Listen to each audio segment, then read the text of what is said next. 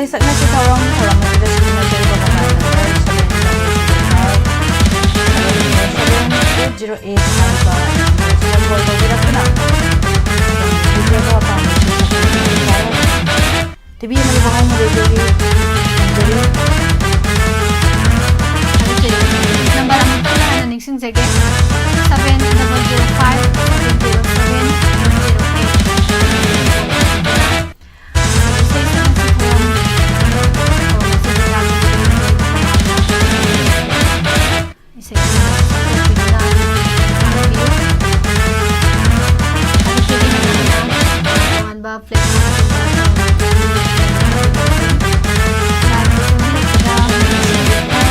Jadi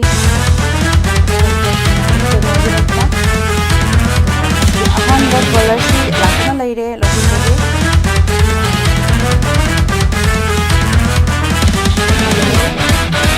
Halo. Phone tawdire ba kasi wali sama na tayo mon tayo may ang nabam ram sa kanila. Mencari kali macam sabi ko din. Jadi di hoi cut na nila. Saya sabi din. Na wali sa kita udo sa kanila nila.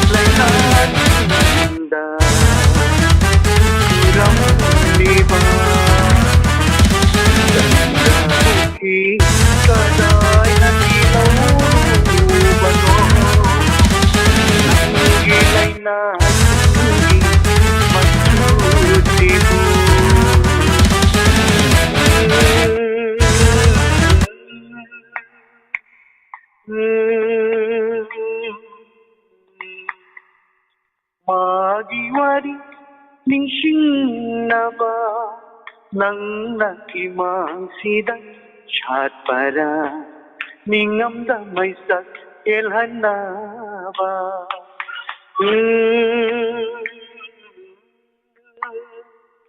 Magiwari ningshingnaba nangna kimangsidan chatpara ningamda maisak elhanaba ahingda shinthaba magi pirala ahingda shinthaba magi pirala pakliba nangi laina singda ayuk kuding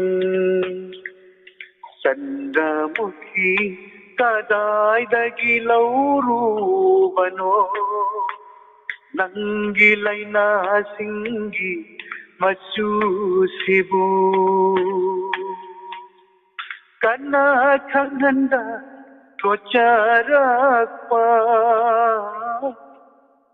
Aigi thamoida shankraba machu Karamna nangi laina singda churam liba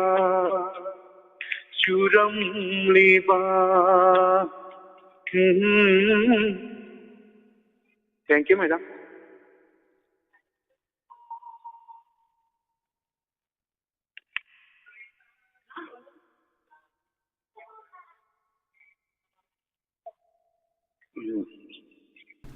ꯌꯥꯝ ꯐꯖꯕ ꯏꯁꯩ ꯁꯛꯄꯤꯔꯝꯕ ꯍꯥꯏꯅꯤꯡꯉꯥꯏ ꯂꯩꯇꯅ ꯊꯥꯒꯠꯆꯔꯤ ꯁꯥꯔꯒꯤ ꯏꯁꯩꯁꯦ ꯌꯥꯝ ꯐꯖꯅ ꯉꯪꯕꯤꯕꯅꯦ ꯑꯗꯣ ꯁꯣꯝꯗ ꯁꯥꯎꯟ ꯑꯃ ꯑꯣꯐ ꯊꯝꯍꯧꯗꯕꯗꯒꯤ ꯑꯍꯥꯟꯕꯗ ꯈꯖꯤꯛꯇꯪꯗꯤ ꯅꯨꯡꯉꯥꯏꯇꯕ ꯁꯥꯎꯟꯁꯤꯅ ꯇꯥꯐꯝ ꯈꯪꯗꯕꯗꯤ ꯑꯣꯏꯈ꯭ꯔꯦ ꯑꯗꯨꯕꯨ ꯊꯥꯒꯠꯆꯔꯤ Thank you, madam.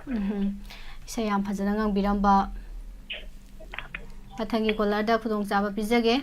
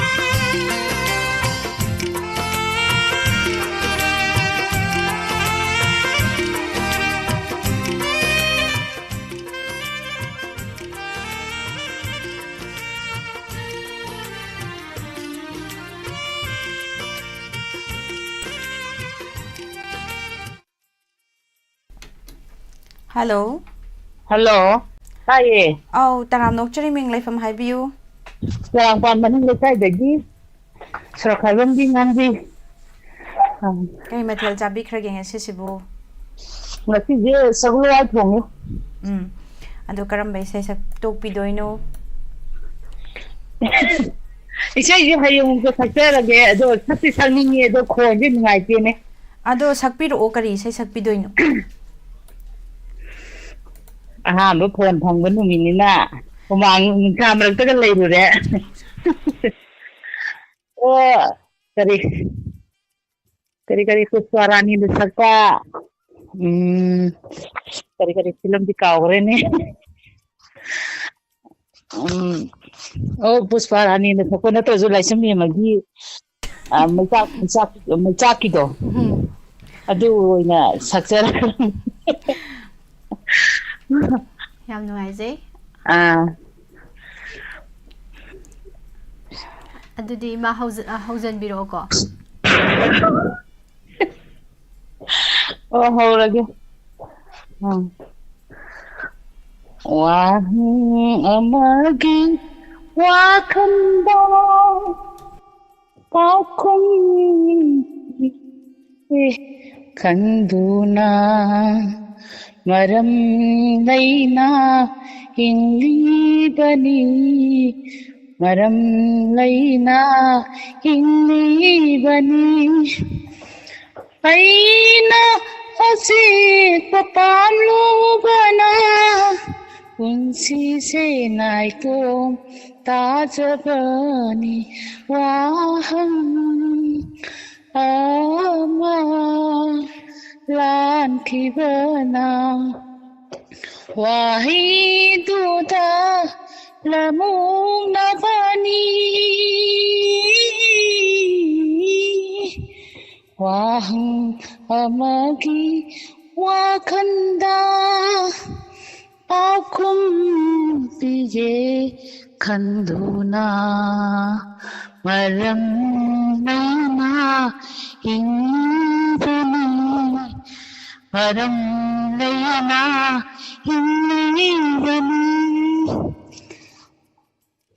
aina ase patanu bana punsi se nai to kajapani waham hama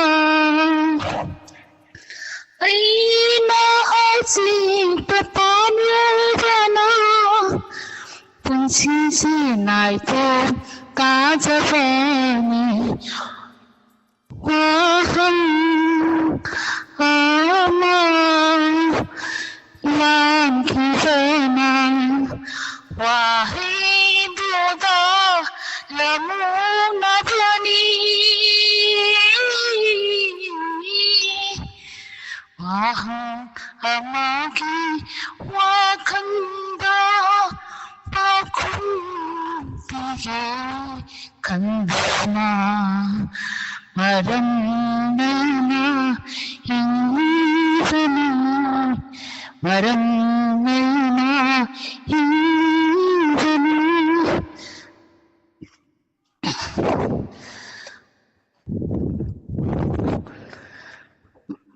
खनागी याद रहना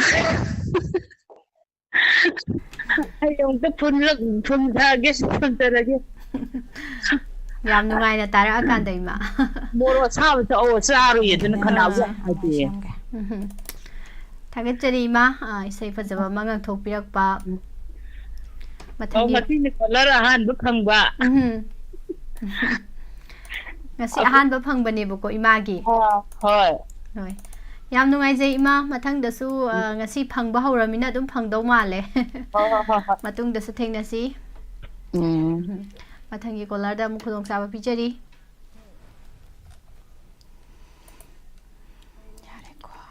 live ta sangbirakliba mayam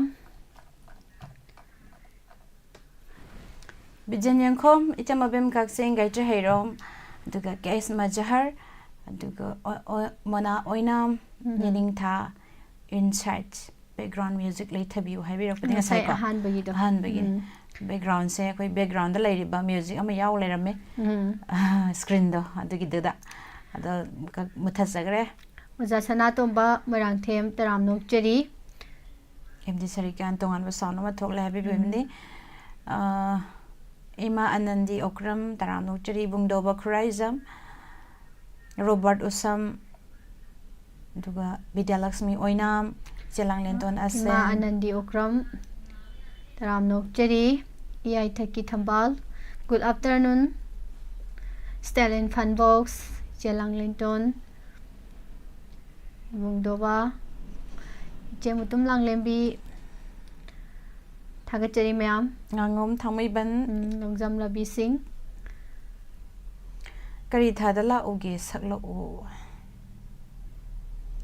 Yingzage Robert Usam Kedapati Kothozam Ima Saki Yumnam Taram Nokchari Jemabem Talabi Mayam Mayam so Isai Sakpi Uche Thongambi Rosni Lema Ngangom Thamiban Setangam Bibi Dalaxmi Oinam Ibum Bim Sensompam Isai Su Yam Fazana Sakpi Duna Yam Nungairi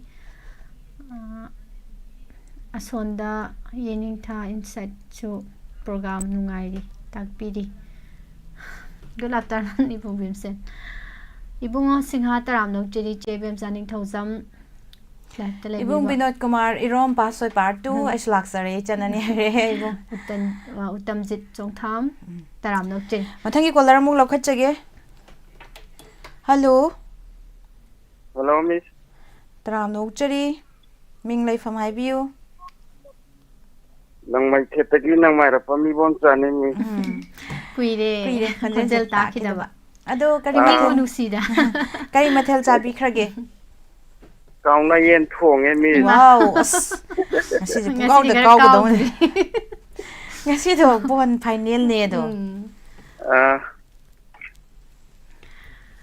ꯌꯥꯝ ꯅꯨꯡꯉꯥꯏ ꯀꯔꯝꯕ ꯏꯁꯩ ꯅꯍꯧꯅꯅ ꯑꯃꯨꯛ ꯇꯥꯗꯣꯏꯅꯤ ꯉꯁꯤꯁꯦ ꯊꯥꯏꯅꯒꯤ ꯗꯦꯕꯗꯥꯁ ꯐꯤꯂꯝꯒꯤ ꯗꯤꯅꯦꯁ ꯁꯔꯃꯅ ꯁꯛꯄꯗꯨ ꯃꯇꯦꯛ ꯑꯃꯇ ꯉꯪꯖꯒꯦ ꯇꯧꯅꯦ ꯃꯤꯁ ꯍꯣꯏ ꯗꯦꯕꯗꯥꯁꯀꯤ ꯏꯁꯩ ꯑꯥꯎ ꯀꯔꯝꯕ ꯑꯣꯏꯗꯣꯏꯅꯣ ꯑꯁꯨꯝꯅ ꯀꯥꯏꯅꯅꯤꯗꯨ ꯑꯣꯏꯗꯣꯔꯤꯕ꯭ꯔꯣ ꯍꯣꯏ ꯍꯣꯏ ꯍꯣꯏ ꯑꯗꯨꯗꯤ ꯃꯤꯁ ꯇꯥꯃꯤꯟꯅꯁꯤ ꯃꯤꯁ ꯑꯣꯏꯅ ꯂꯪꯊꯣꯛꯄꯤꯔꯝꯗꯅ ꯑꯩꯈꯣꯏꯗꯤ ꯂꯝꯂꯣꯡ 3 ꯐꯥꯡꯕꯗ ꯊꯥꯗꯣꯛꯄ ꯍꯧꯗꯣꯡꯗꯧꯅ ꯉꯥꯎꯔꯨꯔꯦꯗꯅ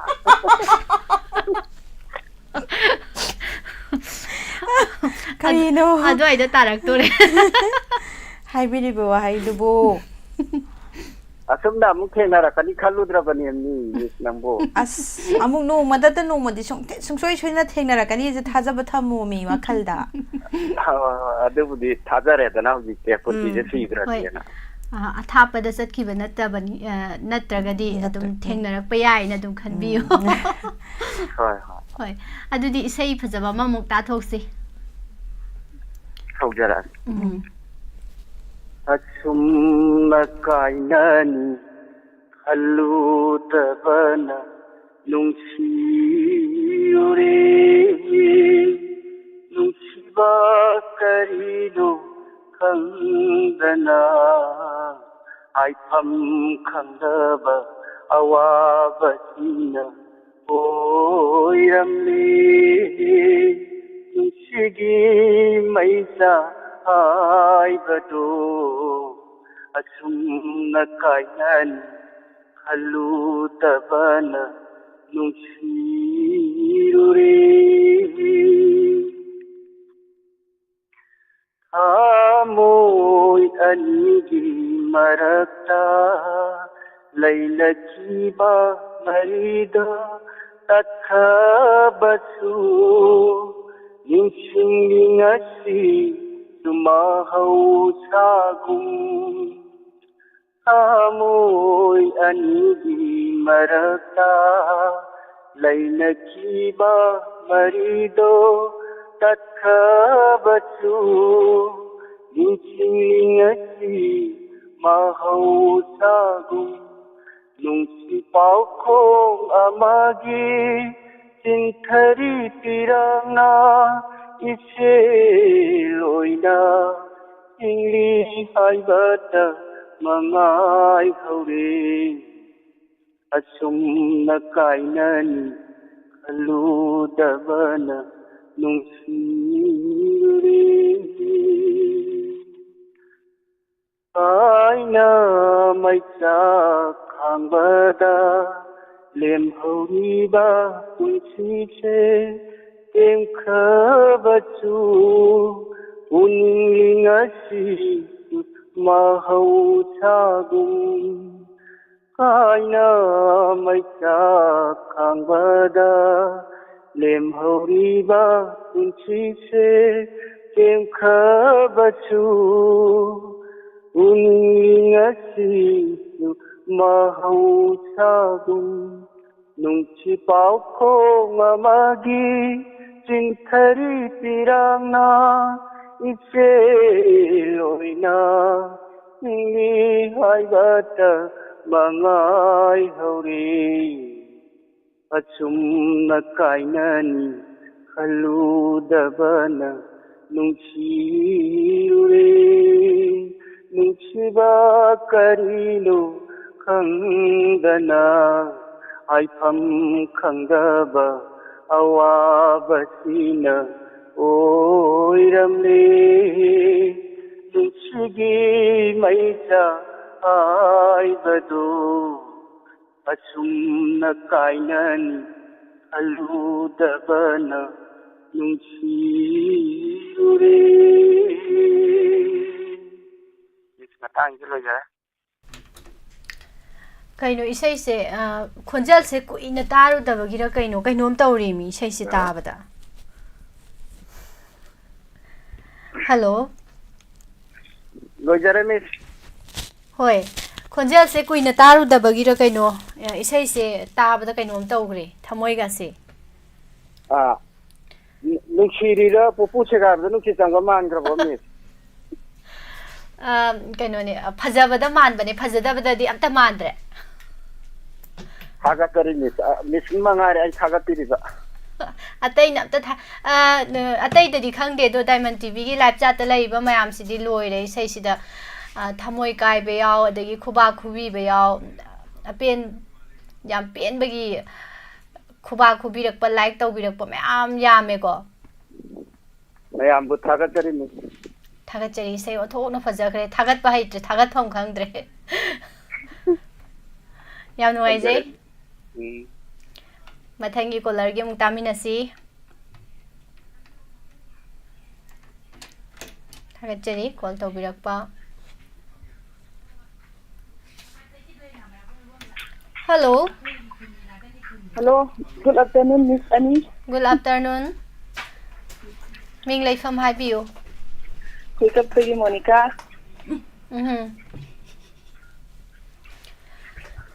इसै करम इसै ngang फजरबा इसै ngang-thokpiro फजबरा फजदबदि खंदि मिस ngang-thoraगे खरा लांगटक तौबा खदि लांग ngasiगidi मिस इसै सिदा खंगेबा ngang-gadui इसै सिदा अदुदि हौरागे मिस होय हौबिरो मुथत्तिरो नंगी नुसिबा अनांग इरंबा थमुइरा यिक्तुना लैले मबिसे इगी इचरना लेट्रिफा मुथत्तिरो नंगी नुसिबा अनांग इरंबा थमुइरा यिक्तुना लैले मबिसे Chifa Khangba ngamdre maichakse sundiramu mongphangi mairi thakta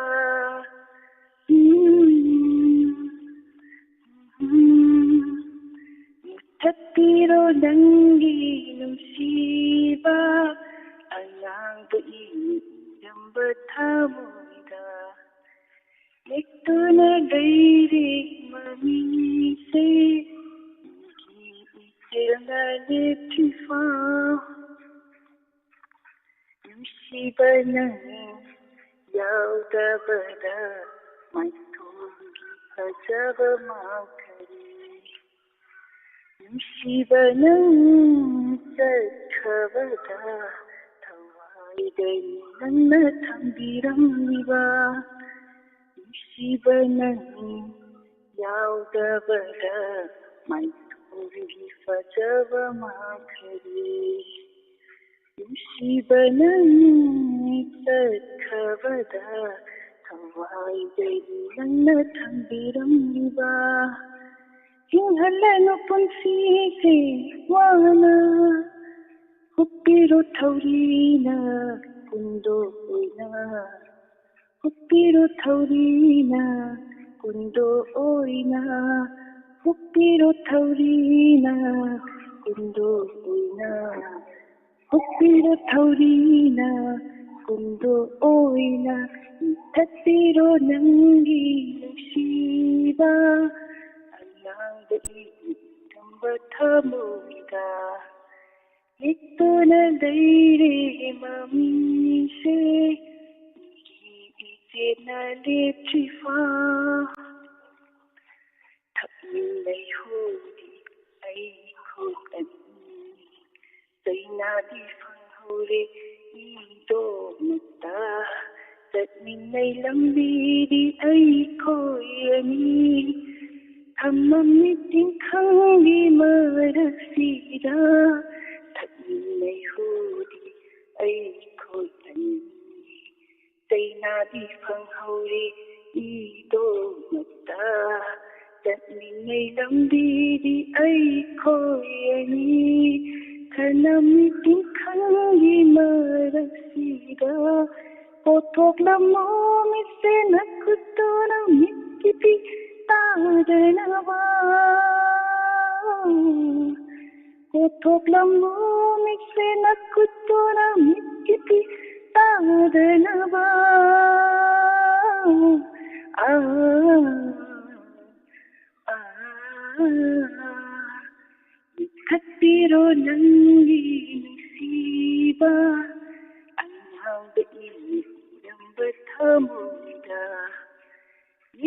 ꯌꯦꯠꯇꯨꯅ ꯂꯩꯔꯦ ꯃꯃꯤꯁꯦ ꯏꯆꯦꯜꯅ ꯂꯦꯞꯇ꯭ꯔꯤꯐꯥꯎ ꯊꯛꯄꯤꯔꯣ ꯅꯪꯒꯤ ꯅꯨꯡꯁꯤꯕ ꯑꯅꯥꯕ ꯏꯔꯝꯕ ꯊꯃꯣꯏꯗ ꯌꯦꯠꯇꯨꯅ ꯂꯩꯔꯦ ꯃꯃꯤꯁꯦ ꯏꯆꯦꯜꯅ ꯂꯦꯞꯇ꯭ꯔꯤꯐꯥꯎ ꯈꯥꯡꯕ ꯉꯝꯗ꯭ꯔꯦ ꯃꯩꯁꯥꯛꯁꯦ ꯁꯣꯝꯕꯤꯔꯝꯃꯨ ꯃꯣꯡꯐꯝꯒꯤ ꯃꯩꯔꯤ ꯊꯛꯇ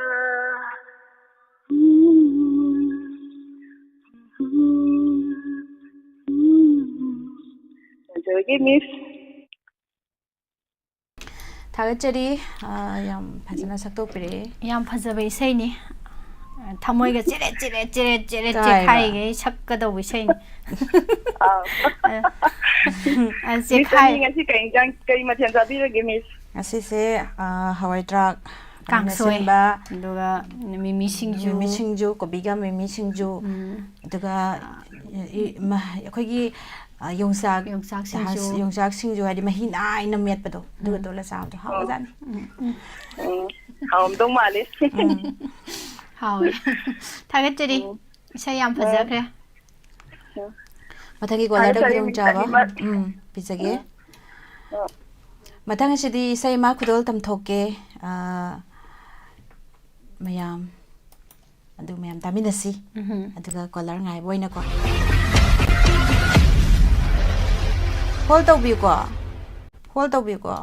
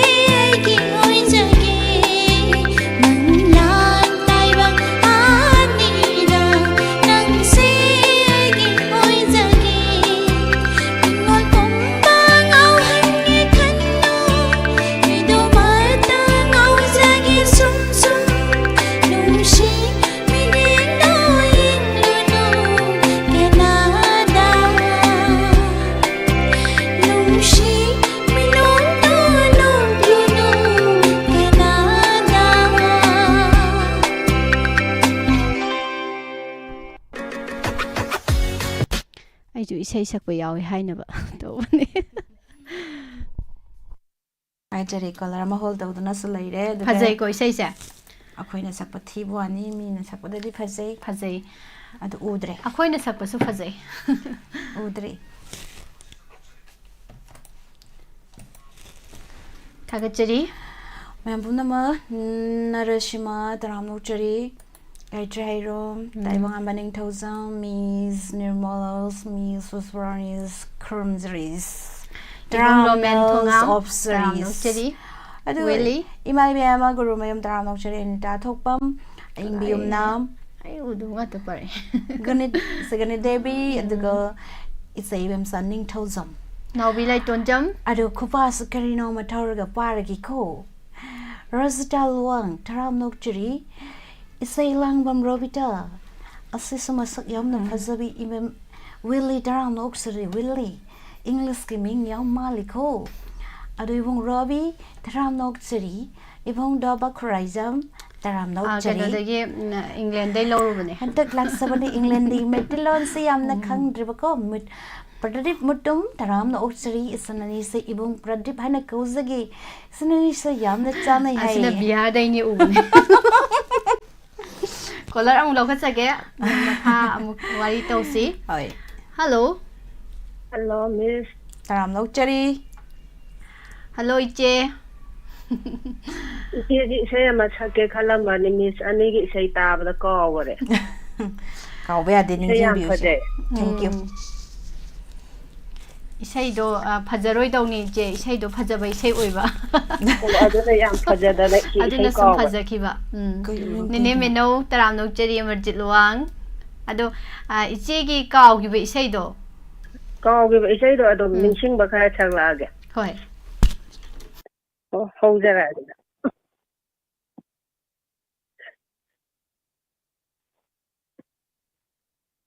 ꯑꯣ ꯍꯧꯖꯔꯛꯑꯒꯦ ꯅꯪꯒꯤ ꯋꯥꯍꯩ ꯀꯌꯥꯅ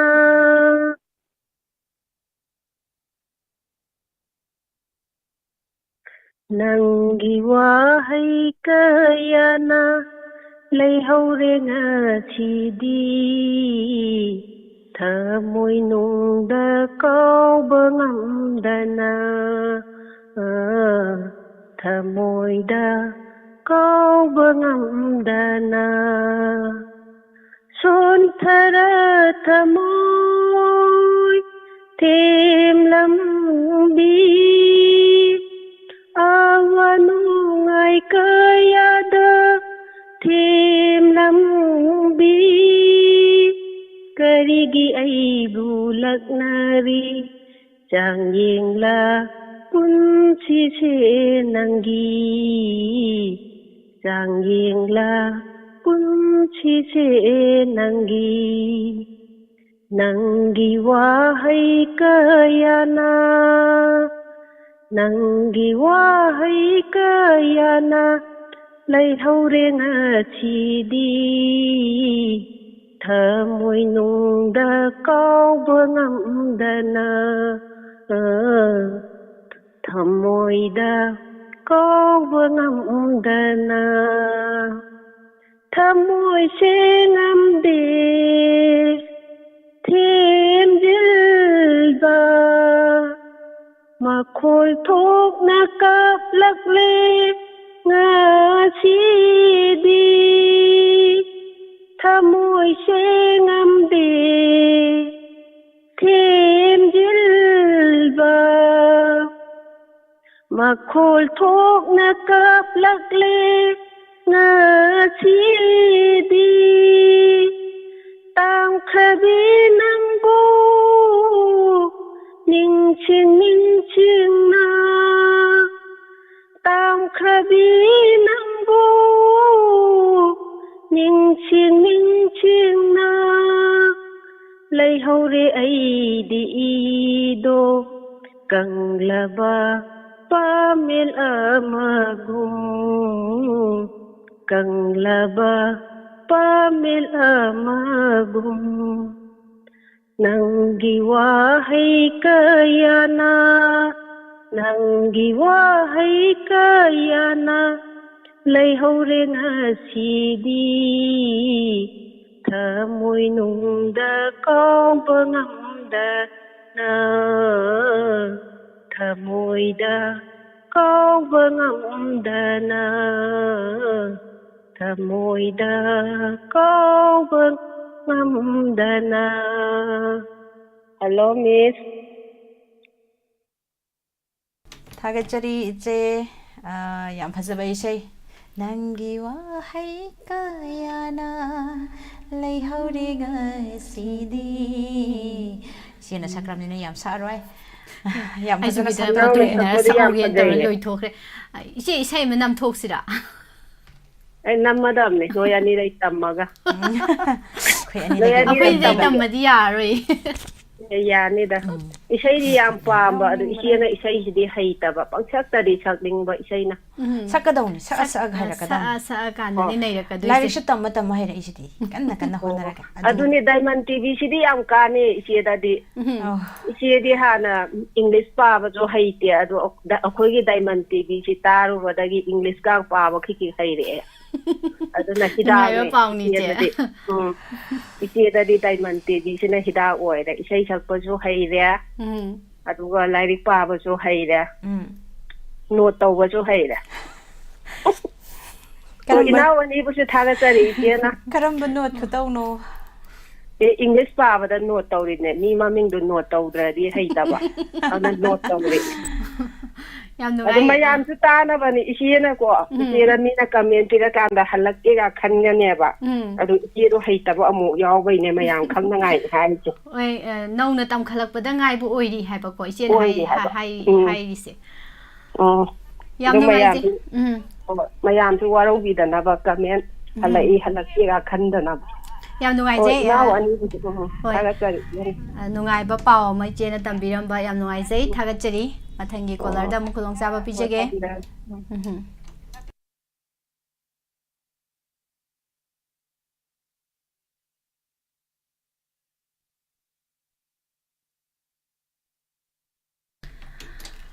ꯃꯃꯥ ꯔꯥꯅꯤ ꯕꯂꯥ ꯂꯩꯁꯥꯡꯊꯦꯝ ꯇꯔꯥꯝꯅꯣꯛꯆꯔꯤ ꯃꯔꯨꯞ ꯗꯥꯏꯃꯟ ꯂꯥꯏꯁ꯭ꯔꯝ ꯏꯆꯦ ꯏꯂꯥꯡꯕꯝ ꯔꯣꯕꯤꯇꯥ ꯇꯔꯥꯝꯅꯣꯛꯆꯔꯤ.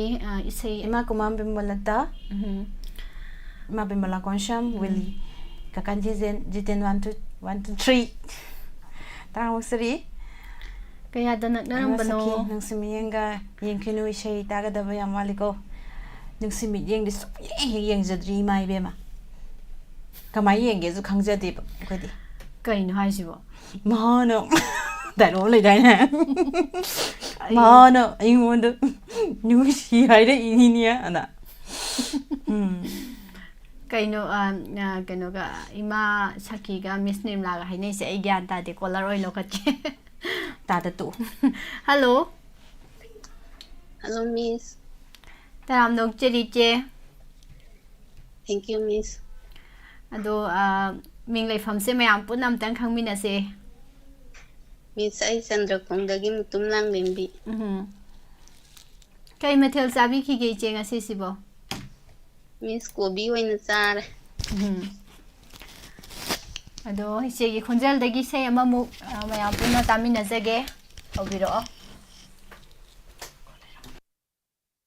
ꯀꯔꯤꯒꯤ ꯇꯝꯕꯤꯕꯅꯣ ꯅꯨꯡꯁꯤꯕ ꯃꯉꯥꯎ ꯊꯤꯗꯀꯣ ꯅꯪꯁꯦ ꯈꯜꯂꯔꯣꯏ ꯈꯜꯂꯦ ꯃꯉꯝꯗꯦ ꯍꯣ ꯈꯜꯂꯔꯣꯏ ꯈꯜꯂꯦ ꯃꯉꯝꯗꯦ ꯀꯔꯝꯕ ꯃꯌꯥꯏꯕꯨ ꯆꯦꯟꯕꯅꯣ ꯀꯔꯝꯕ ꯃꯌꯥꯏꯕꯨ ꯆꯦꯟꯕꯅꯣ ꯑꯆꯤꯛꯄ ꯇꯟꯖꯥꯗ ꯅꯍꯥꯛꯅ ꯀꯥꯏꯍꯧꯔꯤ ꯋꯥꯈꯜꯗ ꯇꯠꯇꯅ ꯑꯆꯤꯛꯄ ꯇꯟꯖꯥꯗ ꯅꯍꯥꯛꯅ ꯀꯥꯏꯍꯧꯔꯤ ꯋꯥꯈꯜꯗ ꯇꯠꯇꯅ ꯂꯩꯔꯝꯃꯤ ꯂꯣꯠꯇꯨꯅ ꯊꯃꯣꯏꯗ ꯂꯩꯔꯝꯃꯤ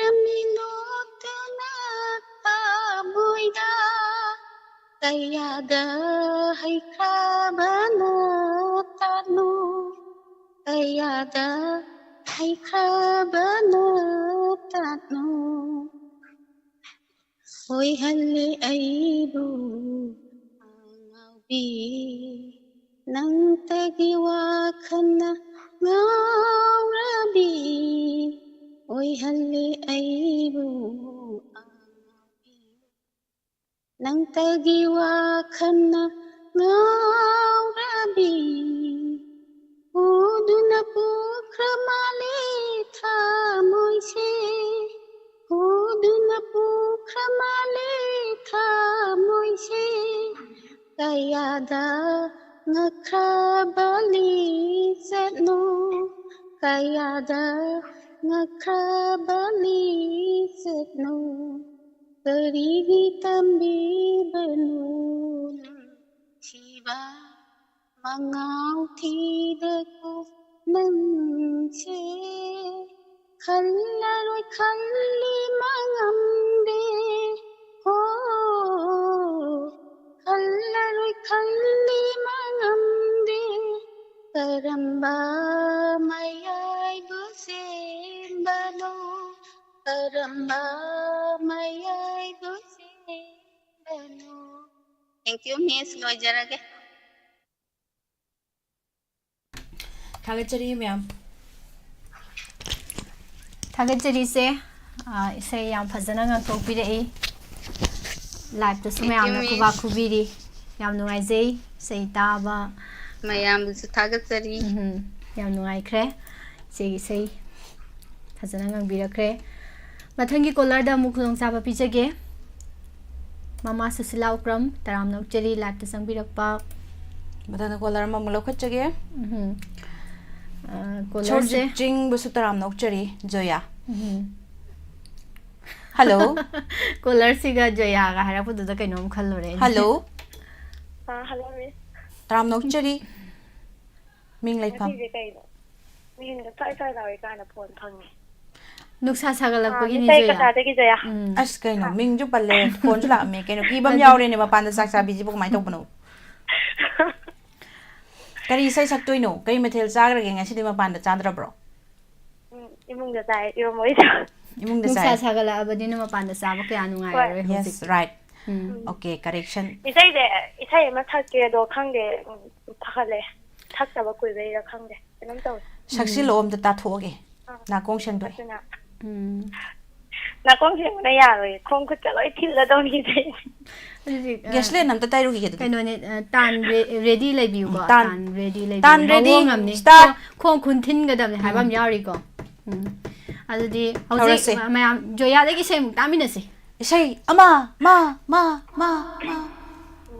haura je hauro musi musi ngaliba aigi thawai ma chase ho gaidu na ye biro nange mitam latniye nung se satam theliye musi musi ngaliba aigi thawai ma chase ho gaidu na yeng miro nange mitam latliye nungshi saktam theliye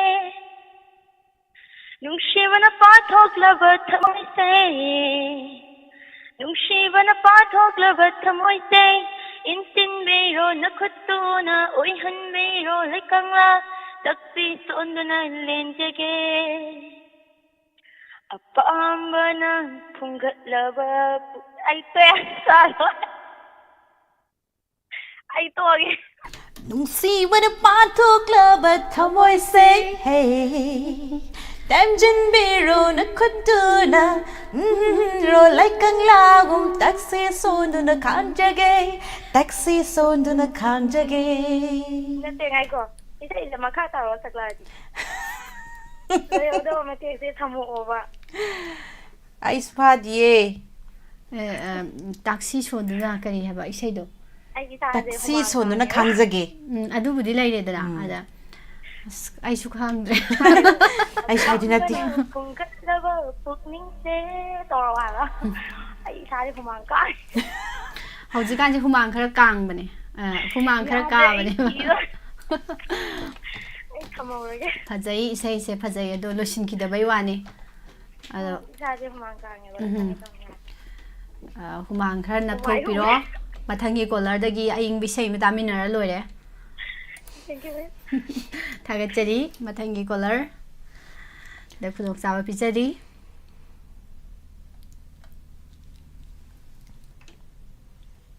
hello hello ꯇꯔꯥꯝ ꯅꯣꯛꯆꯔꯤ ꯃꯤꯁ ꯑꯅꯤꯕꯨ ꯈꯨꯔꯨꯝꯖꯔꯤ ꯃꯤꯡ ꯂꯩꯐꯝ ꯍꯥꯏꯕꯤꯌꯨ ꯊꯥꯒꯠꯆꯔꯤ ꯈꯥꯡꯉꯕꯣꯛ ꯃꯈꯥ ꯂꯩꯀꯥꯏꯗꯒꯤ ꯃꯣꯏꯔꯥꯡꯊꯦꯝ ꯀꯤꯔꯟ ꯀꯔꯝꯕ ꯏꯁꯩ ꯉꯪꯕꯤꯒꯅꯤ ꯉꯁꯤ ꯁꯤꯕꯔꯥꯇ꯭ꯔꯤꯒ ꯃꯔꯤ ꯂꯩꯅꯅ ꯁꯤꯕꯔꯥꯇ꯭ꯔꯤꯒꯤ ꯑꯣꯏꯕ ꯏꯁꯩ ꯃꯇꯦꯛ ꯑꯃꯇꯪ ꯁꯛꯆꯒꯦ ꯉꯁꯤꯔꯣ ꯁꯤꯕꯔꯥꯇ꯭ꯔꯤꯁꯦ ꯉꯔꯥꯡꯁꯨ ꯑꯣꯏꯕ꯭ꯔꯥ ꯀꯩꯅꯣꯝ ꯇꯧꯋꯦ ꯊꯣꯛ ꯏꯟꯊꯣꯛꯄꯅꯤꯗ ꯑꯩꯈꯣꯏ ꯃꯤꯁ ꯅꯤꯝꯂꯥꯁꯦ ꯇꯥꯃꯤꯟꯅꯁꯤ ꯑꯗꯨꯗꯤ ꯍꯧꯕꯤꯔꯛꯑꯣ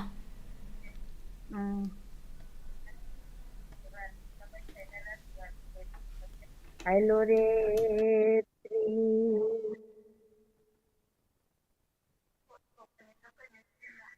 ꯍꯜꯂꯣ ꯍꯥꯏꯂꯣꯔꯦ त्री नाथ ठाकुर उइले आइलो रे त्री नाथ ठाकुर उइले आइलो रे त्री नाथ ठाकुर उइले ब्रह्मा विष्णु महेश्वर ब्रह्मा विष्णु महेश्वर गुण गाने होने बे दो हाइलो रे त्री नाथ ठाकुर ओइले आइलो रे श्री जंत्र मंत्र नाम पूजा जंत्र मंत्र नाम पूजा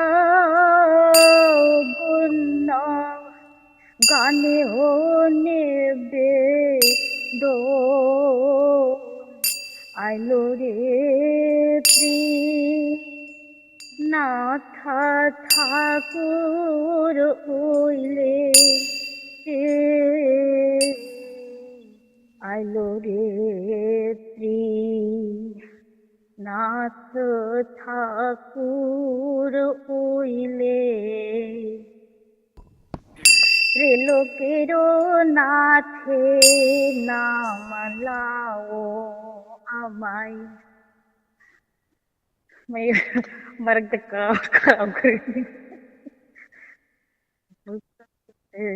ꯐꯖꯅ ꯁꯛꯄꯤꯔꯛꯑꯦ पूरो मोटा तोरी साधु साधु रे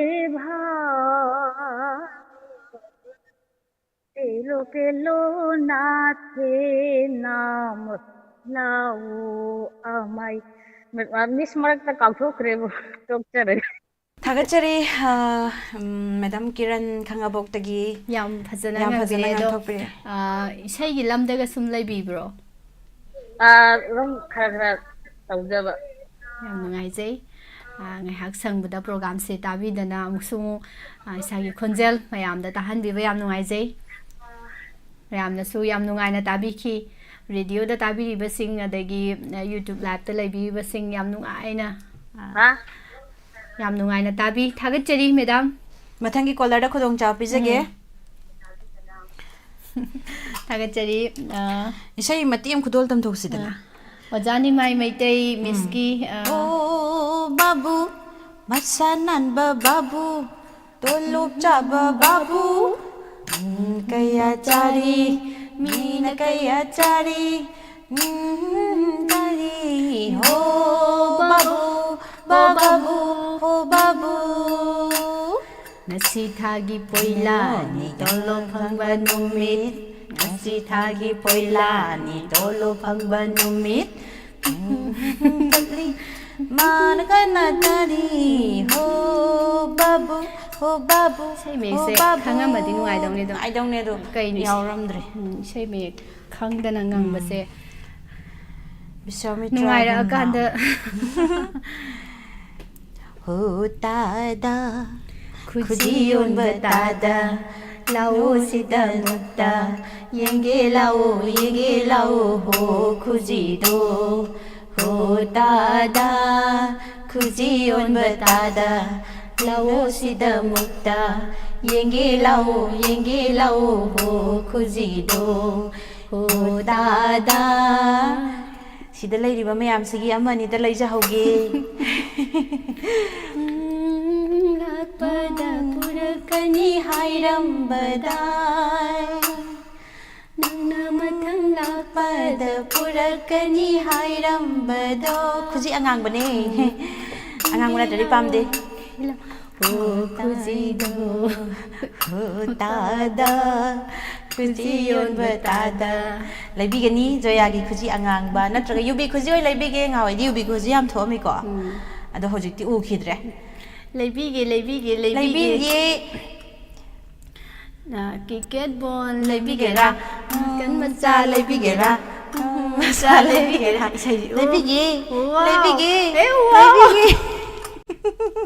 mathangi kola la khati sei mek se khangak ta di bai ga ta lerak ta bini ko ka se uru ung ngau bini kol amu lo khala sei phajaba mu tamina si hello taramno teri ming lai fam hai biu Ay wabagai kada kita marathon no nene taramno teri palai sei sakti mo mung lai khinga dam ninga sidi mandila adu nini se maning tamna no muta su nini gi isai sakhidram ni do khoni na phaba duna dum no isai ji sahan bi leire adu ngasi di nini gi apam ba da oina keno ta hollas leibi ga ya yaw sangi khusi ichen konthau jam na lehenje aidi ngak sangang ba pami aidi angang ba pande red pami adu nini gi isai amung tamina se du ma wari ung tause Hoi ai gidi yam nokning ga do tan chai matang ni yam romantic ko de sem sala ka do yam romantic oi ba tara gi khuji leibi ni ai marai gi khuji leibi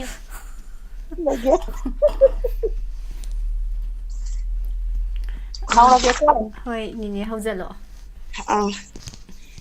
Ngai da ba sham ngai da ba sham tat na ni ai bu nangi sewa khana tat na ni ai bu nangi sewa khana ngai na tumna नहीं जबी आईबो नंगाई न तुम दोना नहीं जबी आईबो नहा की बाशगी चूना नंगाई द बश्याम आहिं कयाशु नहा की मैं सांगना आहिं कयाशु नहा की मैं सांगना जब पंखी दे कब तो न लेंजकी जब पंखी दे कब तो न लेंजकी अमुक सोचें थोड़ी लाख पर येंजरोई अमुक सोचें थोड़ी लाख पर येंजरोई जो मुना मपांद Kalingi turwanda Ngai da basyam Ting la ba ka sini ba Thꯤꯡꯂꯕ ꯑꯍꯤꯡꯗ ꯇꯣꯛꯑꯒꯦ ꯑꯩꯁꯦ ꯀꯀꯥ Nene ꯀꯧꯔꯒꯦ ꯉꯁꯤꯁꯤꯕꯨ ꯀꯔꯤ ꯆꯥꯁꯜꯂꯨꯔꯒꯦ? ꯇꯥꯊꯕ ꯉꯝꯗ꯭ꯔꯕ ꯉꯥꯏꯔꯦ ꯉꯥꯡꯊꯣꯛꯄꯒꯤ ꯑꯩꯁꯨ ꯅꯣꯛꯑꯦ ꯑꯗꯨꯝ ꯉꯁꯤ ꯐꯔꯛ ꯇꯥꯕ ꯉꯥꯛꯇ ꯉꯥꯏꯔꯦ ꯍꯣꯏꯗ ꯏꯁꯩꯁꯨ ꯃꯇꯦꯛ ꯑꯃ ꯇꯥꯃꯤꯟꯅꯔꯦ ꯉꯥꯏꯍꯥꯛ ꯅꯣꯛꯊꯣꯛꯄꯕꯨ ꯀꯩꯗꯧꯒꯦꯗꯀꯣ ꯅꯣꯛꯏꯔꯣ? ꯃꯥꯟꯗ꯭ꯔꯕꯣ? ꯅꯣꯛꯏ ꯃꯥꯅꯤ. ꯑꯩ ꯅꯤꯅꯦꯅ ꯅꯣꯛꯄꯁꯤꯗ ꯌꯥꯎꯕꯗꯤ ꯀꯩꯗꯧꯔꯒꯦ? ꯌꯥꯏ ꯌꯥꯎꯕꯤꯌꯨ. ꯑꯩ ꯄꯩꯁꯥ ꯄꯤꯒꯦ. ꯍꯦꯛꯇ ꯆꯥꯎꯊꯣꯛꯈꯤꯕ ꯍꯥꯏꯇꯥꯔꯦ. ꯊꯥꯒꯠꯆꯔꯤ ꯅꯦꯅꯦ. ꯏꯁꯩ ꯌꯥꯝ ꯐꯖꯩ. ꯊꯥꯒꯠꯆꯔꯤ. ꯅꯍꯥꯛꯅ ꯆꯥꯛꯁꯪꯗ ꯆꯥꯛ ꯊꯣꯡꯂꯤꯉꯩ ꯂꯛꯅꯈꯤ ꯑꯩꯅ ꯇꯣꯏꯅ ꯇꯣꯏꯅ ꯇꯣꯏꯅ ꯇꯣꯏꯅ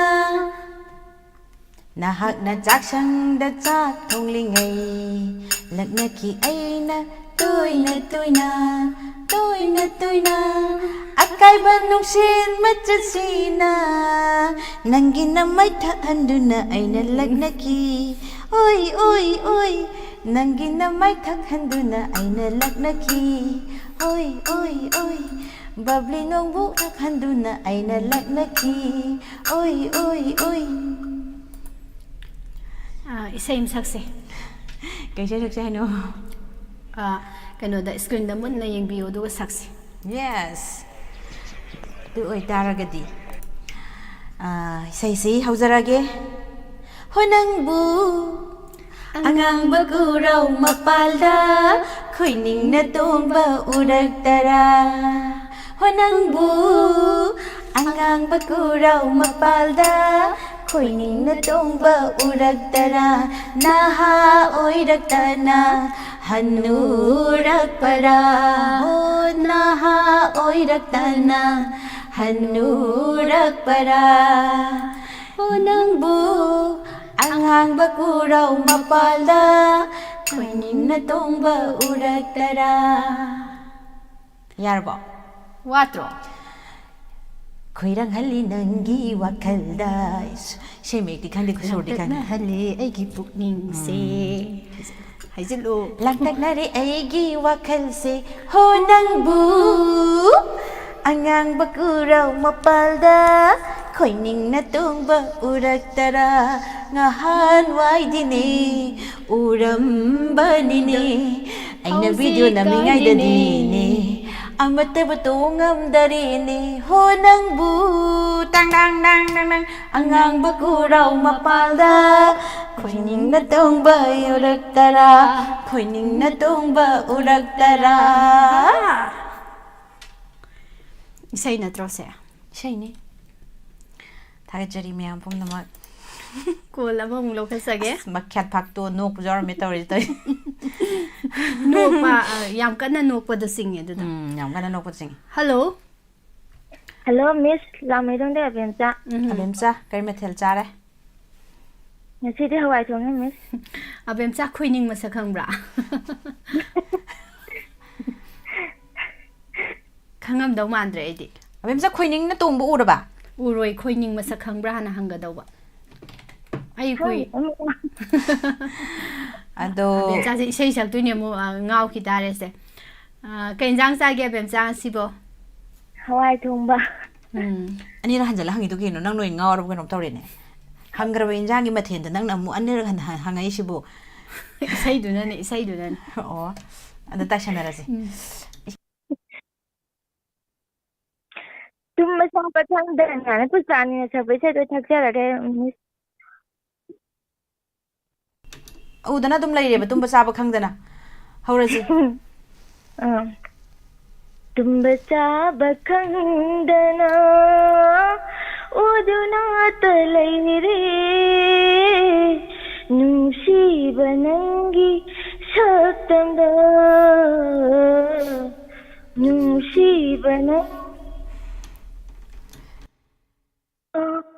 Nukuding lapto ande sananingi wari nang taga masiba nung chiba kaubara tumba chaba khangdana uduna talaire nusiba nangi saktada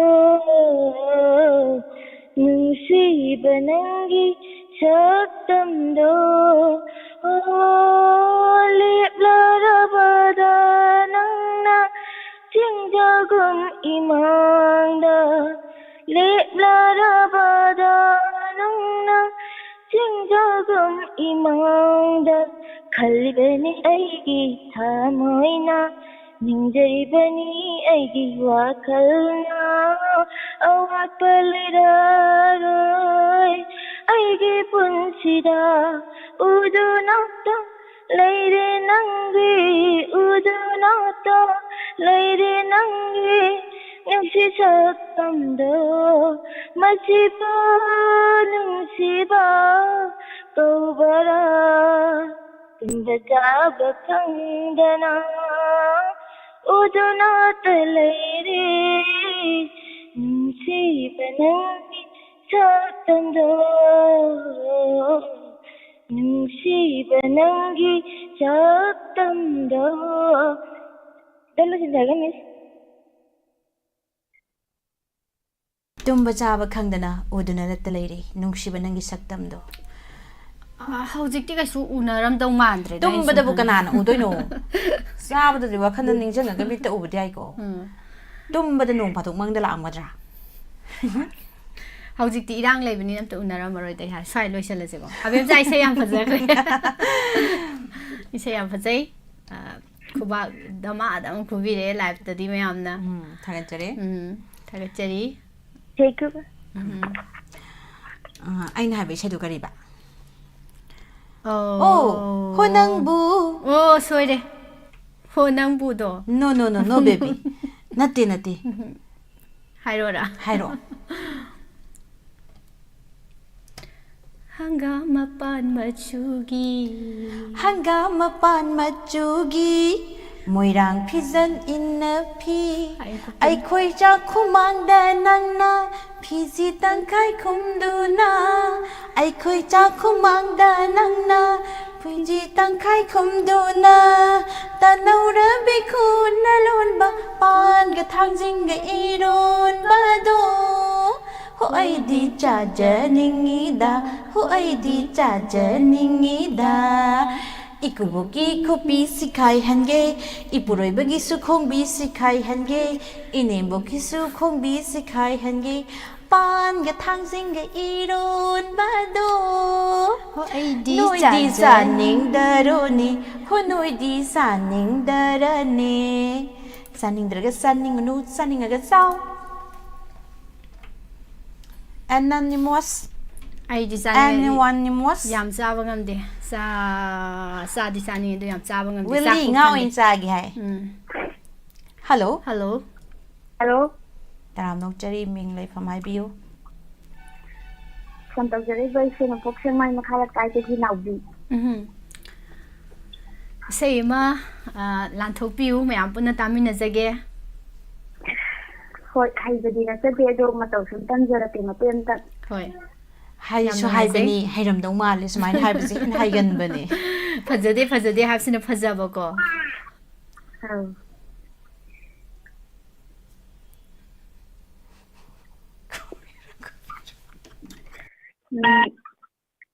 Now boy na sakpa si unari ba taw to sakpa Bira how ba yara ba Nasi unari ba ai khoi se khande hayin na tari thokla da ba tungi punsina tari oi rakani khalu gadanu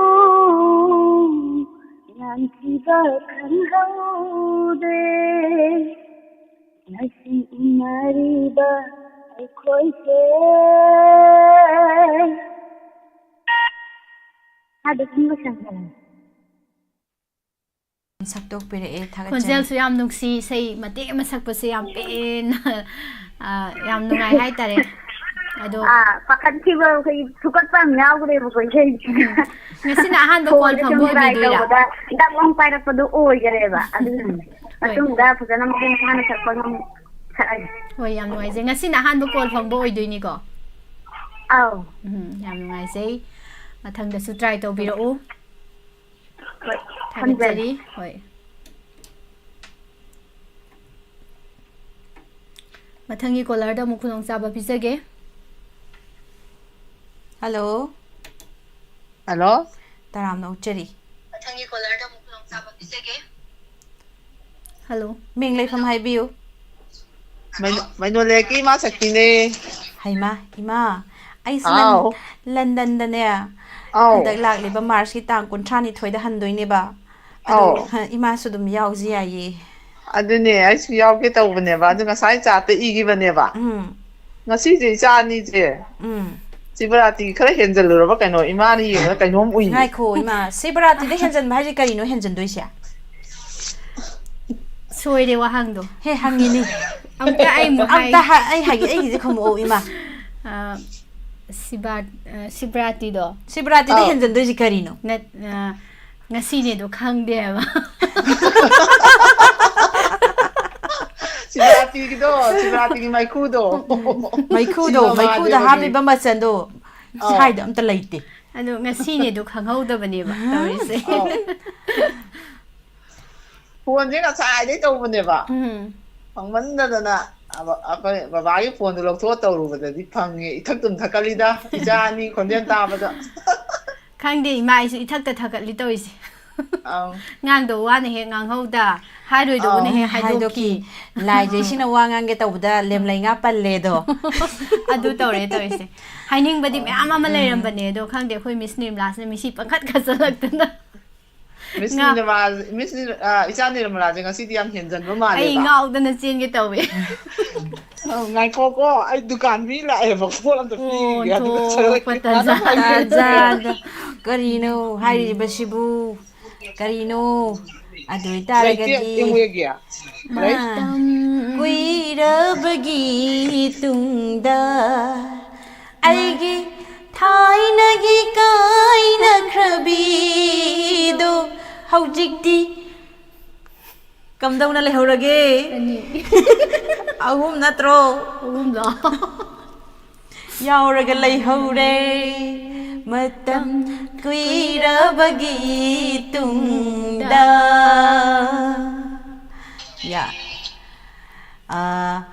ꯌꯥꯏꯐꯕ ꯌꯨꯝꯅꯥꯝ ꯑꯝꯕꯤꯀꯥ ꯑꯔꯨꯟꯊꯤꯌꯥꯝ music ꯌꯥꯎꯔꯒ ꯏꯁꯩ ꯑꯃ ꯁꯛꯄꯤꯔꯣ ꯍꯥꯏꯌꯦ music ꯌꯥꯎꯔꯒ ꯏꯁꯩ ꯁꯛꯄꯤꯔꯛꯑꯣ ꯍꯥꯏꯌꯦ ꯀꯔꯤ ꯏꯁꯩ ꯁꯛꯀꯅꯤ ꯑꯗꯨꯗꯤ ꯑꯩꯅ ꯁꯨꯝ ꯈꯟꯕꯗ ꯍꯥꯗ ꯁꯃꯗꯣꯟ ꯑꯌꯥꯡꯕ ꯇꯧꯁꯤꯔꯥ On hold. Please. ꯑꯣꯀꯦ ꯏꯃꯥꯒꯤꯁꯦ ꯂꯥꯏꯟꯁꯦ ꯇꯥꯡꯅ ꯐꯪꯕꯅꯦ ꯍꯥꯏꯕꯁꯤꯗ ꯀꯛꯊꯠꯄꯁꯨ ꯉꯝꯗ꯭ꯔꯦ ꯇꯧꯔꯤꯁꯦ ꯑꯗꯣ ꯃꯤꯅꯤꯠ ꯐꯥꯗ꯭ꯔꯁꯨ ꯁꯦꯀꯦꯟ ꯑꯃꯅꯤꯗꯪ ꯌꯦꯡꯖꯒꯦ ꯑꯗꯨꯕꯨ ꯍꯥꯗ ꯁꯃꯗꯣꯟ ꯑꯌꯥꯡꯕꯁꯦ ꯍꯦꯛꯇ ꯇꯧꯔꯛꯀꯦ ꯉꯥꯏꯍꯥꯛꯇꯪ ꯉꯝꯗꯣꯔꯤꯕ꯭ꯔꯅꯦ ꯌꯦꯡꯁꯤ ꯏꯃꯥꯒꯤꯁꯦ ꯂꯥꯏꯟ ꯀ꯭ꯂꯤꯌꯥꯔ ꯑꯣꯏꯔꯦ ꯂꯧꯈꯠꯆꯒꯦ ꯍꯜꯂꯣ ꯍꯜꯂꯣ ꯂꯥꯏꯕꯛ ꯐꯔꯦ ꯑꯅꯤꯔꯛ ꯇꯧꯕ ꯑꯅꯤꯔꯛ ꯐꯪꯉꯦ ꯋꯥꯎ ꯏꯃꯥ ꯏꯃꯥꯅ ꯁꯛꯀꯤꯇꯅꯤ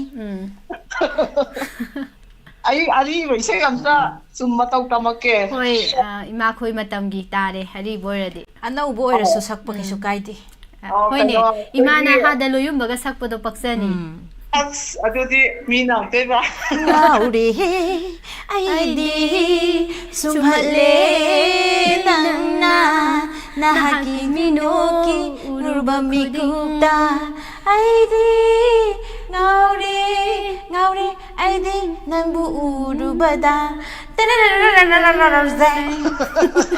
ꯁꯨꯝꯕꯒ ꯁꯥꯗꯤ ꯐꯖꯗꯧꯅꯤ ꯑꯩꯁꯦ ꯄꯍꯥꯔꯤꯒꯤ ꯏꯁꯩ ꯑꯝꯇ ꯁꯨꯝ ꯃꯇꯧ ꯇꯝꯃꯛꯀꯦ ꯍꯣꯏ ꯇꯥꯊꯣꯛꯁꯤ ꯏꯃꯥ ꯍꯧꯕꯤꯔꯛꯑꯣ ꯑꯩꯒꯤ ꯐꯣꯟꯗꯨꯁꯨ ꯗꯨꯀꯥꯟꯗ ꯍꯧꯅ ꯊꯥꯔ ꯊꯅꯝꯃꯤ ꯌꯥꯝ ꯐꯔꯦ ꯍꯧꯖꯔꯛꯑꯒꯦꯀꯣ ꯇꯞ ꯇꯞꯅ ꯍꯣꯏ ꯁꯣꯏꯔꯛꯄ ꯀꯥꯟꯗ ꯏꯆꯥ ꯑꯅꯤꯅ ꯑꯗꯨꯝ ꯃꯇꯦꯡ ꯄꯥꯡꯁꯤꯜꯂꯛꯑꯣ ꯁꯣꯏꯗꯅ ꯍꯧꯔꯛꯑꯒꯦ ꯌꯥꯎꯖꯔꯛꯀꯦ ꯍꯧꯔꯛꯑꯒꯦ ꯏꯃꯥ ꯍꯧꯕꯤꯔꯛꯑꯣ ꯂꯤꯔꯕ ꯂꯩꯈꯣꯟꯒꯤ ꯀꯨꯏꯔꯕ ꯂꯩꯔꯥꯡ ꯑꯁ ꯀꯥꯎꯔꯦꯗ ꯏꯊꯛ ꯊꯛꯀ ꯂꯩ ꯆꯥꯅꯤꯡꯉꯨꯕꯁꯤꯗꯤ ꯄꯥꯛꯀ ꯑꯃꯨꯛ ꯍꯧꯔꯛꯑꯒꯦ ꯂꯤꯔꯕ ꯂꯩꯀꯣꯜꯒꯤ ꯈꯨꯏꯔꯕ ꯂꯩꯔꯥꯡ ꯇꯦꯛꯈꯠꯂꯣ ꯄꯨꯡꯒꯤ ꯀꯪꯂꯕ ꯇꯨꯔꯦꯟꯒꯤ ꯆꯤꯔꯕ ꯏꯆꯦꯜ 이호로 이마이 라이저나 솔로 리러벌레 곤기 위러벌레라 공기 놓고 아한버디 강레이 풍기 농담 손이 어리범함에 우사코딘 아노바마yon 종라라니 리러벌레 곤기 위러벌레라 말러버 만디기 러버 마이리 두칼로 아사기 망아 우리의 Malaba mandigi laba mairi ukadlo asagi mangan puringai ingoro mari samhoro mari ingoro malangna tantaringai kalaba sariki samhoro mari ingoro malangna tantaringai liraba laikongi wiraba lairang ungginungko ahanbadi ungginungdu isaina nilo Ariano punna salo tungginungdu isaina nilo Ariano punna salo jinglon mapan wang malana yang pungi kontangairo Liraba laikongi wiraba lairang Tekhalo pungi nongho lakle Tanglaba turengi tiraba iten Ihoro imai laidana solo Liraba laikongi wiraba lairang ꯂꯣꯏꯁꯤꯟꯖꯔꯒꯦ ꯏꯆꯥꯅꯤ 이마 ꯌꯥꯝ ꯐꯖꯅ ꯑꯩꯗꯤ ꯏꯁꯩꯁꯦ ꯏꯃꯥꯁꯦ ꯁꯨꯝ ꯀꯥꯎꯈꯤꯕꯣꯏ ꯀꯩꯗꯧꯕꯣꯏ ꯏꯁꯩꯁꯦ ꯃꯄꯨꯡ ꯐꯥꯔꯔꯣꯏꯗ꯭ꯔꯥꯅ ꯈꯜꯂꯨꯕꯅꯦ ꯑꯗꯨꯒꯗꯤ ꯌꯥꯝ ꯐꯖꯕ ꯏꯁꯩꯅꯤ ꯑꯣꯖꯥ ꯄꯍꯥꯔꯤꯒꯤ ꯑꯗꯣ ꯏꯃꯥꯅ ꯌꯥꯝ ꯐꯖꯅ ꯁꯛꯇꯣꯔꯦ ꯊꯥꯖꯗꯕ ꯀꯣꯝꯗ ꯉꯥ ꯂꯩ ꯍꯥꯏꯗꯨꯅꯤ ꯏꯃꯥꯁꯦ ꯁꯨꯃꯥꯏꯅ ꯏꯁꯩꯒ ꯍꯩꯔꯝꯒꯅꯤꯒꯥꯁꯦ ꯊꯥꯖꯔꯨꯗꯦꯕꯀோ ꯉꯍꯥꯟꯒꯩ ꯂꯥꯏꯞꯇ ꯁꯨꯝ ꯂꯩꯕꯗꯣ ꯑꯥꯎ ꯏꯆꯥꯅꯤꯅ ꯊꯥꯒꯠꯄꯤꯕ ꯌꯥꯝ ꯐꯔꯦ ꯑꯩꯈꯣꯏ ꯃꯈꯩ ꯊꯥꯒꯠꯅꯔ ꯂꯣꯏꯔꯦ ꯃꯤ ꯊꯥꯒꯠꯇ꯭ꯔꯁꯨ ꯌꯥꯝ ꯅꯨꯡꯉꯥꯏꯖꯩ ꯏꯃꯥ ꯊꯥꯒꯠꯆꯔꯤ ꯃꯊꯪꯒꯤ ꯀꯣꯂꯔꯗ ꯑꯃꯨꯛ ꯈꯨꯗꯣꯡꯆꯥꯕ ꯄꯤꯖꯒꯦ ꯑꯗꯨ ꯑꯣꯏꯇꯥꯔꯒꯗꯤ ꯏꯁꯩ ꯑꯃ ꯉꯥꯡꯊꯣꯛꯀꯦ ꯍꯥꯏꯐꯦꯠ ꯀꯥꯕꯨꯛ ꯀꯥꯕꯨꯛ ꯇꯥꯁꯤ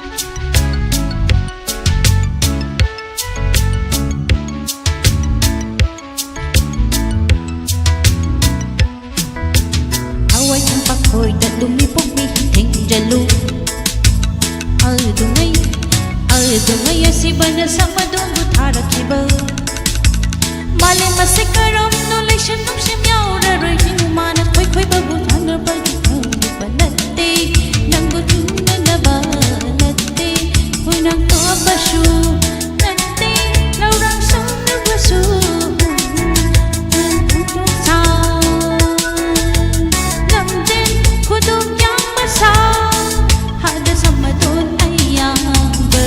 Margin lagi kini sahad sama don ayang ber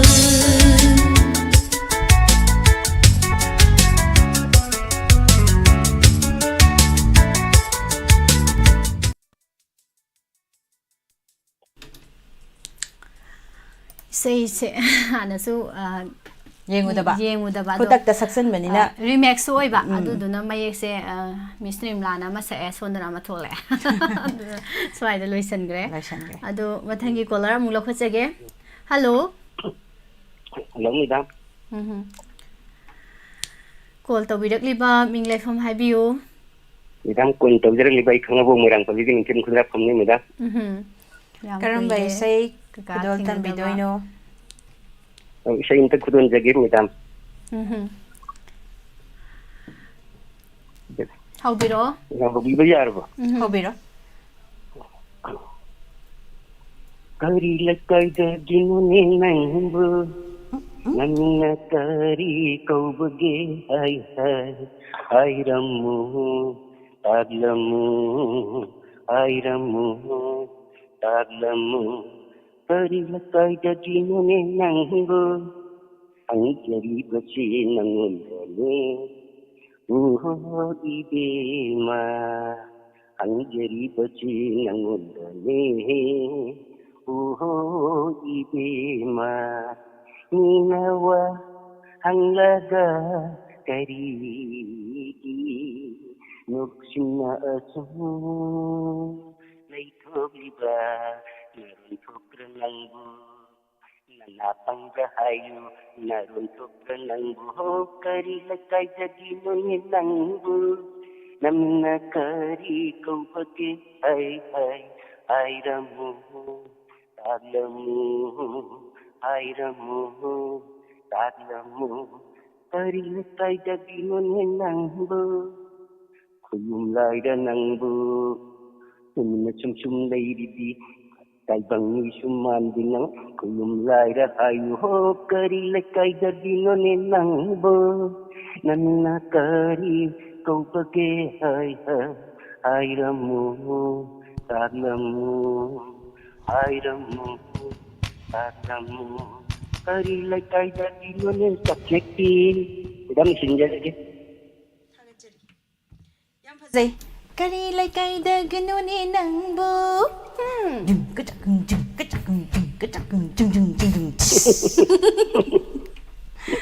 Madam siye madam ko madam ko matuwi ubing siye di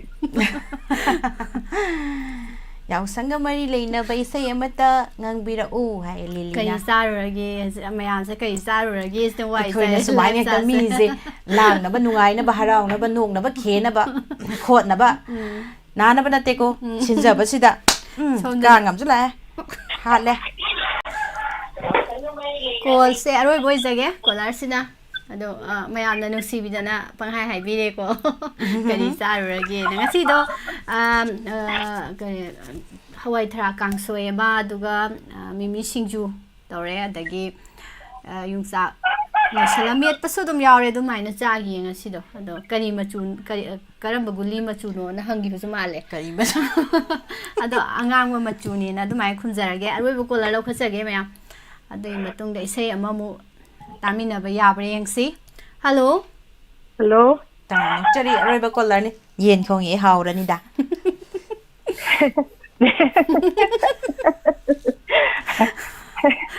Thangna bagiro isagiro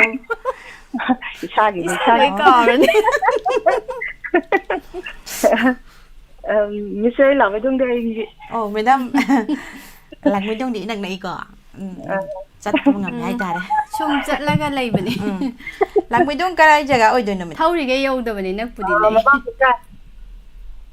Kani mamang laikai? Lamaidong mamang laikai. Oh, ay imanabi magi hajing pot ama lame. Mamaidong langmaidong mamang awang makha laikai? Oh, ko juni. Kanada no. Handak luhongi bani. Ai ga ming chamane. Imanabi yum nam ni makoidi.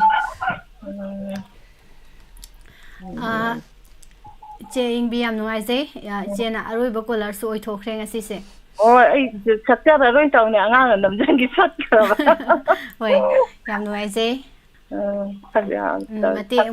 mate ama mayam ga tamin na jage hojan biro jage namai chen tren bo gi ses hoi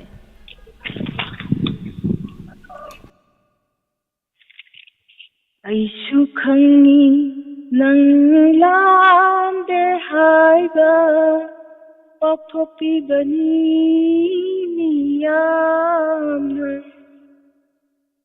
ai su khangni nang lam de haiba pakhopi bani niyam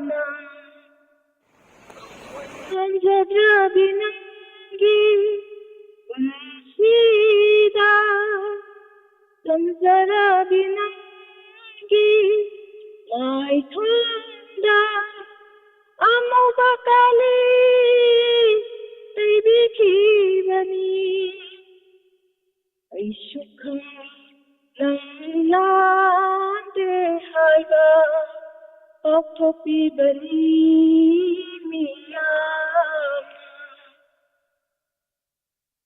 Nigi mapa taraga tangbulana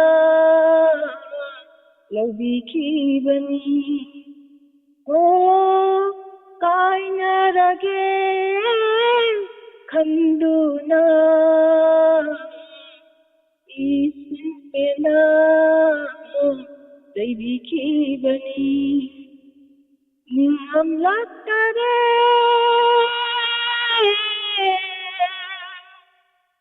Ningam laktare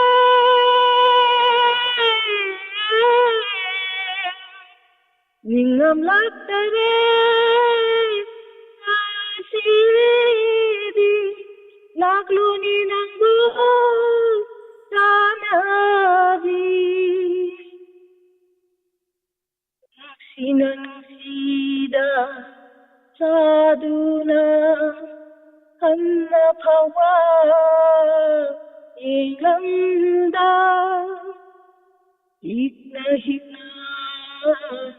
kapladuna aigi maikai yenghaubi nambu karam lele bage Nangbu karam lele bage asisu aibu ngai bara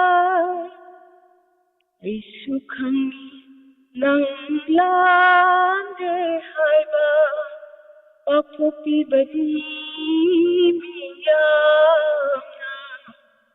lanjadra binangi Punsida Samsara binangi Mai thunda Amobakali Baby kibani Aishu khangi nang lande haiba Pakhopi bani miyana Pakhopi bani miyana Isleja Thagachari che ing bi sei fajaba ma lan thokpiram ba loisilak pasida mayam se loina kaphan bire Akoina muk nokhan gani kerim khalunu Ibung sagol semprem ibung Shakespeare nga sadi tajari phone nambani adubu phangba ka walaite hais Thagachari che Shumon phanjogam taram nokche Orange amasung black kananom gi konzel da isai amatan sagi kananom gi thak is last da khoina aroi ba kolar ne haijagram ni se baby jam phaujale Tomba Wangzam Yaifaba Yumnam Lin Manichandra puba Marangthem saktiba. Kudol tamzarake aroy boina. Aroy Boina Lin puba saktiba.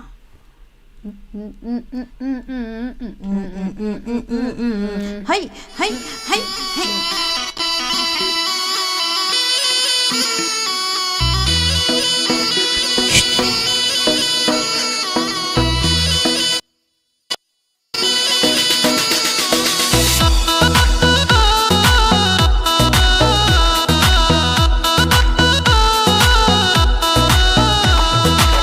Linpuwa saktiba musuk muba koi zomba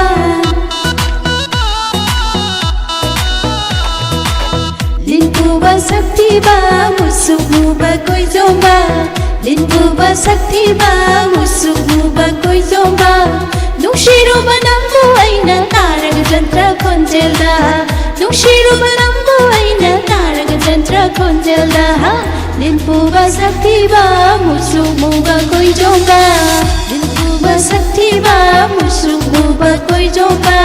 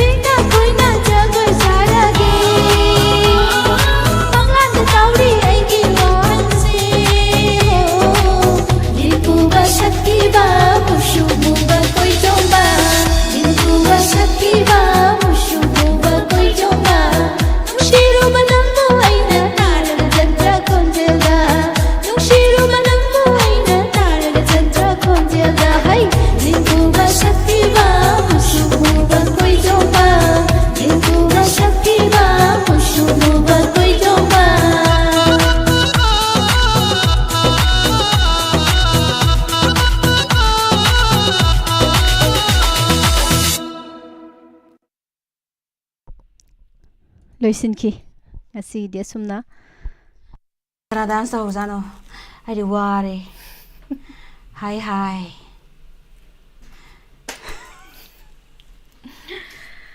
Thagachari me am pumna mag loisilak pasida sum kai haji no khangte mama Himalata and Taramnok Cheri Murub Daimalaishram P Rasesori Kairawang Kim Taramnok Cheri Bung Anjan Hojai Ngakba Prem Sagol Sem Manichandra Moirangcha Taramnok Cheri Thagachari Hana Hana Runtiam Iche Rajesori Numaitem Jeganit Ibung Shakespeare Linthoi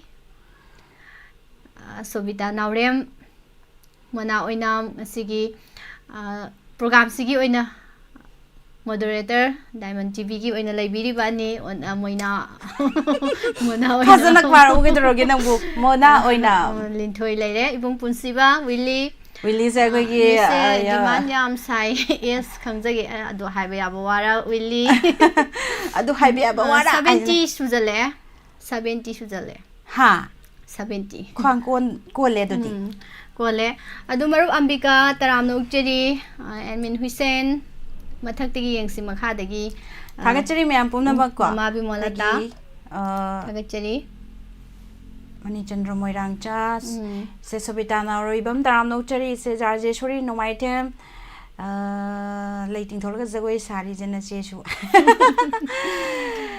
kesu kaide ngai thopani ngakang pi pra Rajeshwari kai mayam gi nungai na ba khona jabada henjin khiba matang su awi mayam no waro biroi ni hemolata en Taram Nochari thagachari sigi hawbadagi na loiba phawba tharoma sima pungphan birakhiba 90.0 wahong radio tabiriba aduga Icecom cable network ta Diamond TV channel jengbiriba hena nungai ba mang sigi caller sing isai phaja phajawa aduga phaja phajana sakpirami yam nungai jai Lily A Taram Nokcheri ngasi ahan ba thengna jabani yai phoba yumnam hana thagachari ningol tombo wangsam umnamak hauji di sei Saknashi thorom loisinja bagi ayabadu mayam dagi lojage mathangi thoromda sumangli lagi dialogue amu mayam puna tahminasi numidangi pung 3 tarakpa matamda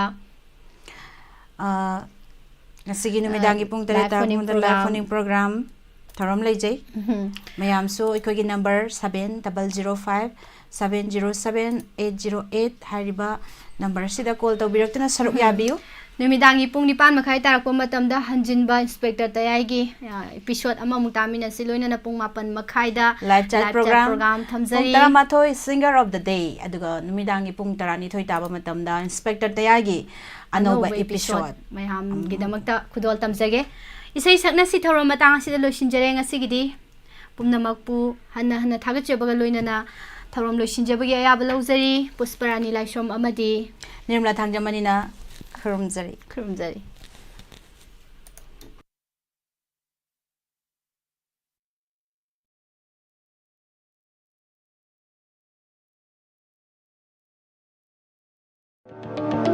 Nungairaba Paujel New Era Higher Secondary School Thobalna High School Living Certificate Examination 2024 Thariba Mahiroi Singda Yaifa Paujel Pijari Loina na hauki bachahi ke adagi school asina leptuna class 11 science ki special free foundation course to bugumna handak sahi ki lakliba April ki tang tara English singani kungamari dagi haujaragani ningthina train tawrbo oza singna subject suna haibadi physics chemistry biology mathematics English amadi computer science na singba ayukta subject ahum aduga nungthilda subject ahum nungtigi ayuk pung manga dagi haujagani arapa mafam dagi course asibu yawbini ba mahiroi singidama free boarding ki khudong saba su pijari School asina haubadagi lepa leitana kosem na loba higher secondary examination singda 4th 5th 12th 13th 14th 15th 17th loinana 18 amadi 20 rank puthokpa ngamjakri pre coaching class asibu interest lebiba mahiroi singna pizariba mobile number 8837040537 loinana